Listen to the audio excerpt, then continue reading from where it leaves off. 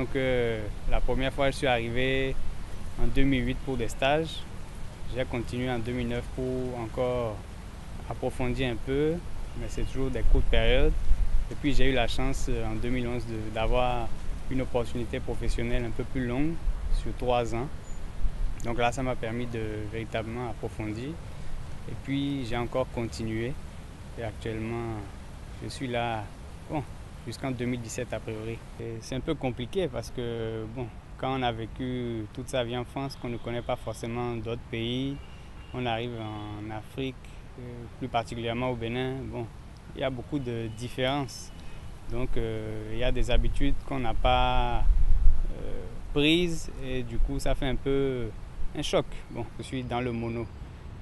Je connais Lokossa et Grand Opo et Kome. C'est les 3 villes que j'ai fréquentées où j'ai travaillé.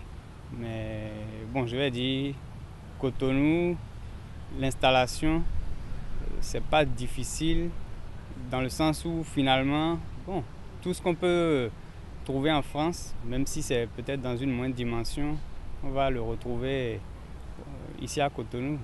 Moi, je n'aime pas le désordre. Donc, je préfère être tranquillement dans une petite ville. Il y a moins de bruit, moins de pollution, moins de population. On se sent plus à l'aise, on se sent chez soi. Voilà. Contrairement à Cotonou, bon, là, il y a plus de monde, plus de bruit.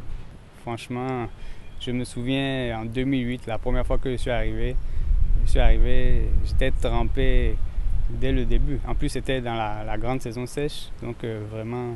Ça a été vraiment quelque chose de très différent.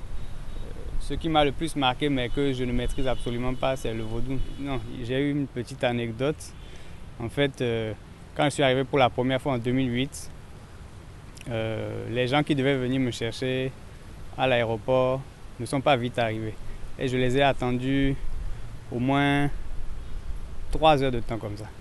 Et ce qui fait que ça m'a permis d'observer tous les allées et venues dans l'aéroport et je voyais, bon, tous les Béninois, je suppose, parce que c'est pas écrit la nationalité sur la tête des gens, mais comme ils étaient noirs, donc j'ai supposé que c'était des Béninois qui parlaient avec les gens qui arrivaient et bon, je voyais qu'il y avait une sorte de relation, pas bizarre, mais c'est comme celui qui vient d'arriver, il ne connaît absolument rien et puis il y avait des méfiances entre les gens. Bon, c'est ce que j'ai aperçu puisque moi j'étais seul dans mon coin et puis j'observais les gens.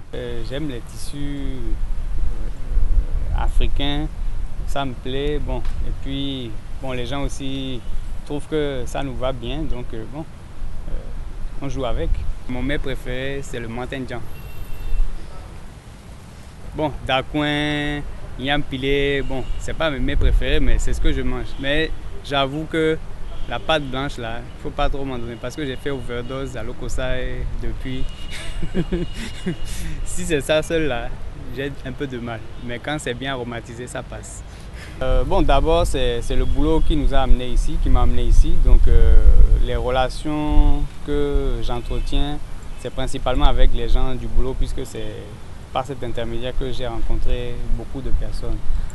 Après, bon, il y a des amitiés qui se lient et puis bon, on essaye de rencontrer les familles des uns et des autres, les amis des uns et des autres. Petit à petit, ça grandit et bon, après on se sent un peu comme chez soi. Il faut expliquer que lorsqu'on est au Bénin et qu'on a l'habitude de fréquenter des Béninois, bon, notre accent se calque sur ce qu'on entend. Si peut-être je suis avec beaucoup d'expatriés, beaucoup de Français, bon là, mon accent va se calquer sur ce que je vais entendre. Mais autour de moi, bon, il y a que des Béninois. Donc forcément, bon, l'oreille s'habitue et on finit par reproduire ce qu'on entend. On voit tout ce qui se passe, par exemple au Burkina, bon, au Burundi, etc. C'est des choses, on ne voit pas ça au Bénin, même si récemment il y a eu des petits accrochages pendant les législatives. Mais bon, on y vit bien, il n'y a pas de problème. Donc je pense qu'il faut venir.